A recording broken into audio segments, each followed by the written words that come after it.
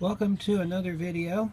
Today's video we are dealing with the changing of the Serpentine belt on a 1989 through 1995 Ford Ranger, and it may also cover other models as well. What I've got here in my hand is the old belt, and as you can tell it's been on there a while. This one got some cracks and stuff in it. What it was doing was it was squealing off the alternator belt. That happens when the belt just gets too old, and when the truck's running, you'll notice it in your alternator gauge, your battery gauge, where it'll fall, and then as it grips, it'll start to come up. It was making one nasty noise coming off the water pump too. It sounded like a hollow bell being beaten. So we got our new belt here. This belt comes from Advanced Auto Parts. The old belt was a Gates belt, came from O'Reilly, and it was on the truck for about 6 years. So it's about time to change it. As far as how often you should change your belt, that all depends on your vehicle. Some of them are later than others. I'm going to show you something here while we got the belt off the vehicle. You've got your alternator pulley here. You've got your power steering pulley here. This is your tensioner. This is your belt tensioner. This type is a slide type, and I will make a video about the different types of tensioners later on. But the way this belt's going to fit is you're going to fit it over the fan belt, the fan. It's going to come down. It's going to go around that pulley down there, which is your crankshaft pulley. It's going to wrap around. It's going to come down here, up around here, and it's going to come down here, back down to the crankshaft. This is the one belt that runs all of your accessories. This is an AC truck, so it's got a separate belt that runs the fan, the crank, and the air conditioner, which is not here. We're in the process of changing it over to R134A from R12. So we're running a non-AC truck at the moment. So I'll get the belt started on this, around this fan right here, and then I'll bring you back and we'll get her tightened up.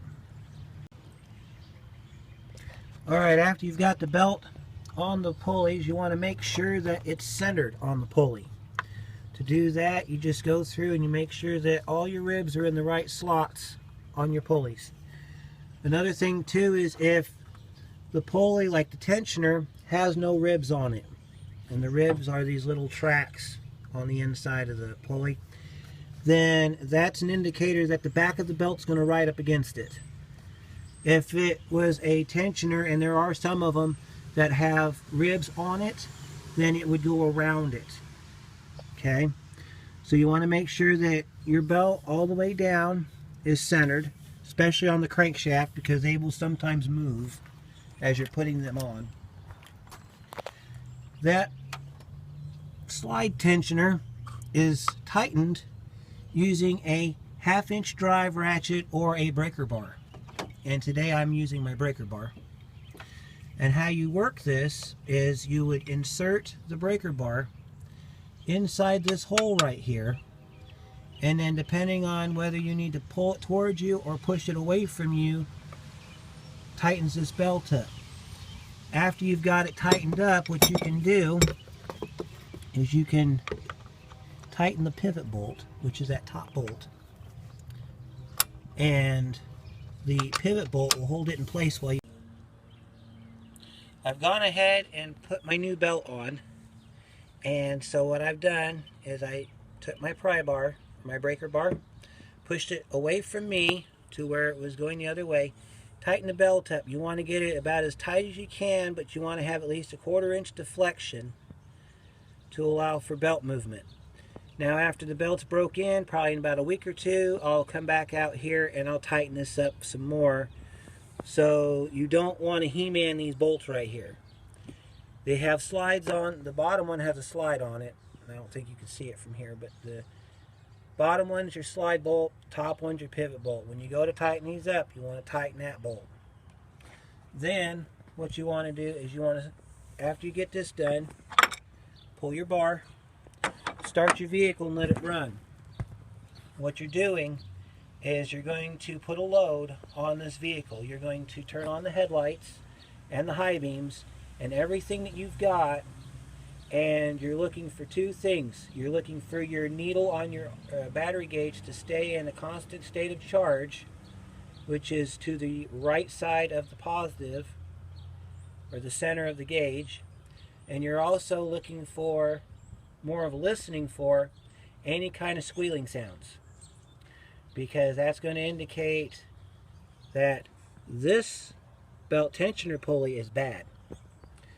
So I'm going to go ahead and do that right now. We're going to go ahead and start the vehicle.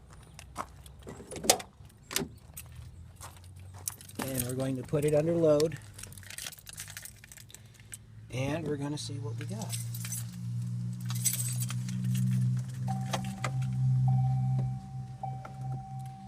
Let you see my dashboard here so you can see what I see. Alright, see how our alternator gauge came straight up? That's about normal where it should sit. Make sure you're out of gear. This is a manual transmission, so you got to make sure you're in neutral and you're either got your wheels blocked or you got your brake on. We're going to turn on our headlights. Notice our gauge didn't move. We're going to turn on our high beams. Notice our gauge didn't move. We're going to turn on our fan. Our gauge moved, but it recovered. You see that? We don't hear any squealing. We're going to go outside just to verify that we don't hear any squealing. We are under normal load.